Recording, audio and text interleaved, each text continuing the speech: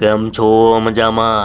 रे मामा, एक बार फिर हम पाकिस्तान में हुए फैजल जट एनकाउंटर पर बड़ी रिपोर्ट लेकर आए हैं। इस एनकाउंटर ने हर जगह हल्ला मचाया हुआ है। इस एनकाउंटर को लेकर जहां पाकिस्तान पुलिस फोर्स जश्न मना रही है, वहीं पाकिस्तान के लोग इस एनकाउंटर में मारे गए ड्रग माफिया फैजल जट को हीरो बता रहे हैं। इस एनकाउंटर में फिल्मी सीन की तरह हेलीकॉप्टर से ताबड़तोड़ गोलीबारी की गई। करीब 18 घंटे एनकाउंटर चला। इस दौरान कोई 35 से 40 हजार गोलियां बरसाई गई। ये कोई सामान्य घटना नहीं है रे। इस एनकाउंटर ने कई सवाल खड़े कर दिए हैं कि आखिर एक ड्रग स्मगलर को मारने इतना बड़ा किसी आर्मी ऑपरेशन की तरह ऑपरेशन क्यों चलाया गया। इस एनकाउंटर को जिस तरह अंजाम दिया गया उसे देखकर तो यही लगता है कि पुलिस फोर्स फैजल जट को पकड़ने तो नहीं गई होगी। पुलिस फोर्स का मकसद उसे खत्म करना ही होगा, वरना इतना बड़ा लाव लश्कर के साथ किसी अपराधी को पकड़ने धावा नहीं बोला जाता। सवाल ये उठता है कि फैजल जट को आखिर मारना क्यों जरूरी बन गया था। क्या वह कोई ऐसे राज जानता था जो किसी अफसर या किसी बड़े नेता को खतरा पैदा कर सकता था? आइए जानते हैं आखिर हकीकत क्या है। आपको याद होगा साल 2011 में पाकिस्तान में ऐसा ही एक एनकाउंटर हुआ था। पाकिस्तान के एबटाबाद में फैजल जट की तरह एनकाउंटर किया गया था। रात के अंधेरे में अमरीकी सिल कमांडो हेलीकॉप्टर से पाकिस्तान के एबटाबाद में उतरे थे और जहां एक घर में छिपे ओसामा बिन लादेन को मारकर अपने साथ ले गए। फैजल जट का एनकाउंटर भी ऐसा ही हुआ। फर्क सिर्फ इतना है कि ओसामा बिन लादेन पूरी दुनिया का मोस्ट वांटेड क्रिमिनल था, जबकि फैजल जट पाकिस्तान के पंजाब के गुजरात के एक छोटे से गांव का मामूली ड्रग स्मगलर। फिर एक ड्रग स्मगलर को पकड़ने इतना बड़ा तामझाम क्यों? पहले ये जान लो कि आखिर ये फैजल जट था कौन। तो सुनो मामा, फैजल जट पाकिस्तान के गुजरात के छोटे से गांव हंज का रहने वाला था। एक मुस्लिम जट्टी युवक था जो कुछ साल पहले कमाने के लिए पाकिस्तान से यूनान गया था। यूनान में वो कुछ ही साल में पकड़ा जाता है। आरोप लगा फैजल जट यूनान में ड्रग स्मगलिंग का कारोबार करता है। इसके अलावा यूनान में वह कबूतरबाजी भी करता था, जिस कारण उसे पकड़कर यूनान की जेल में डाल दिया गया। इसके बाद उसे यूनान से पाकिस्तान डिपोर्ट कर दिया गया। पाकिस्तान आने के बाद वह जमानत पर जेल से बाहर आ गया और उसने पाकिस्तान में भी ड्रग की स्मगलिंग का धंधा शुरू कर दिया। पाकिस्तान आकर ड्रग का धंधा शुरू किए हुए फैजल को 7-8 साल हो चुके थे। इन 7-8 सालों में फैजल ने ड्रग के धंधे में इतना पैसा छाप लिया कि पाकिस्तान की पुलिस, पाकिस्तान के पॉलिटिकल लीडर, बड़े बड़े अफसर, यहाँ तक कि सरकार तक फैजल जट को पकड़ी नहीं, क्योंकि फैजल जट इन सभी का मुंह पैसों से भर देता था। पुलिस को पैसा मिलता रहा तो फैजल का धंधा भी बिना रोक टोक के चलता रहा और इन 7-8 साल में उसके ऊपर एक भी मुकदमा नहीं लगा।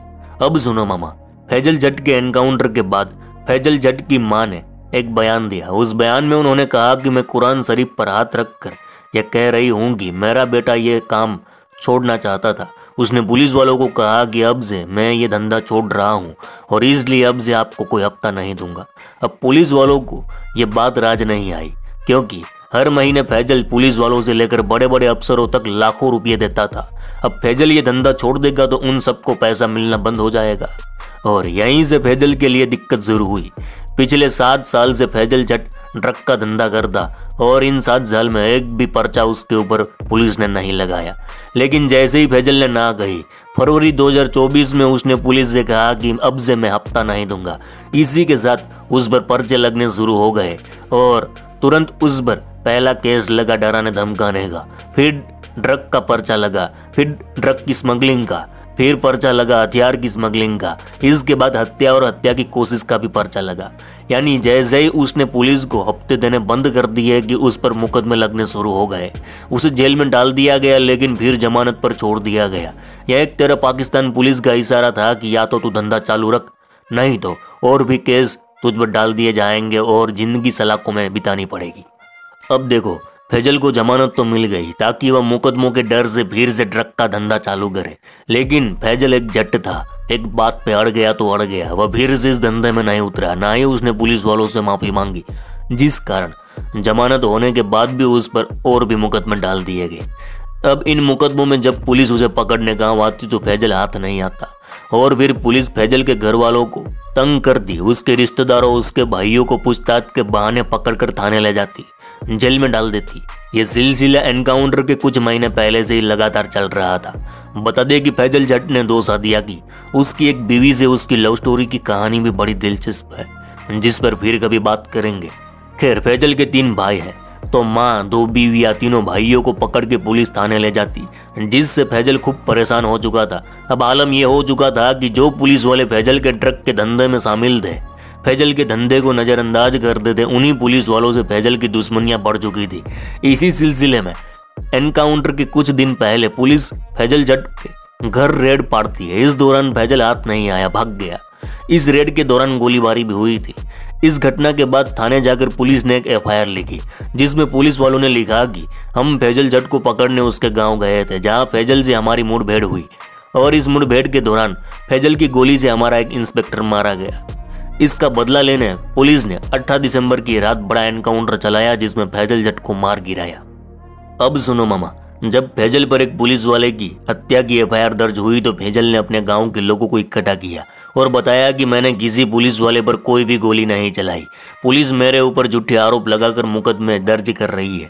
फैजल ने बताया कि उस पुलिस वाले को ना मैंने मारा, ना मेरे किसी आदमी ने मारा, और पुलिस वाला किसी और ही मुठभेड़ के दौरान मारा गया, जिसका झूठा आरोप पुलिस मुझ पर लगाकर मुझ पर कार्रवाई करना चाहती है। और फिर फैजल का एनकाउंटर हुआ, कैसे एनकाउंटर को अंजाम दिया गया, उस पर हमने पहले ही कई एपिसोड बनाए हैं। तो मामा, कुछ लोग ये भी कह रहे हैं कि पिछले 7-8 साल से फैजल जट ड्रग का कारोबार करता था। उसके अकेले से यह धंधा करना मुश्किल था। बेशक उसके साथ कई बड़े बड़े पॉलिटिकल लीडर, बड़े बड़े अफसर और पुलिस वाले जुड़े थे। इन सब ताकतों की मिली भगत से फैजल जट करोड़ों के ड्रग का कारोबार करता था। लेकिन अब फैजल के पास पैसा, पावर सब कुछ आ चुका था, तो वह चाहता था कि अब वह इस धंधे को छोड़ दे। दिक्कत यहीं से शुरू हुई। लोगों का कहना है कि जब से फैजल ने इस धंधे को छोड़ना चाहा, आम जिंदगी जीनी चाहिए, तो कुछ पॉलिटिकल लीडर को खतरा महसूस होने लगा कि कहीं आगे जाकर ये सुधर जाए और कोई और मुकदमे में कोर्ट में जाकर सारा पर्दाफाश कर दे कि ड्रग के धंधे में उसका साथ कौन कौन दे रहा था। दोनों अफसरों और नेताओं का करियर भी दांव पर लग सकता था। बताया जाता है इसीलिए इन सब ने पूरी प्लानिंग बनाई और फैजल जट को एनकाउंटर में मार गिराया। अब फैजल के साथ कौन सा अफसर जुड़ा था, कौन सा नेता जुड़ा था, ये तो फैजल ही जानता था। अब फैजल ही नहीं रहा तो इन सबको कोई खतरा नहीं है। लोग बताते हैं कि इसीलिए फैजल का एनकाउंटर हुआ। कुछ लोग इस एनकाउंटर को फेक एनकाउंटर भी बता रहे हैं। तो मामा, आपको क्या लगता है, पाकिस्तान के पंजाब प्रांत के गुजरात जिले के हंज गांव में 18 घंटे तक चला यह एनकाउंटर फेक एनकाउंटर था या रियल एनकाउंटर? कमेंट में जरूर बताना। चलो इस गुज्जू भाई का राम राम, मिलते हैं फिर।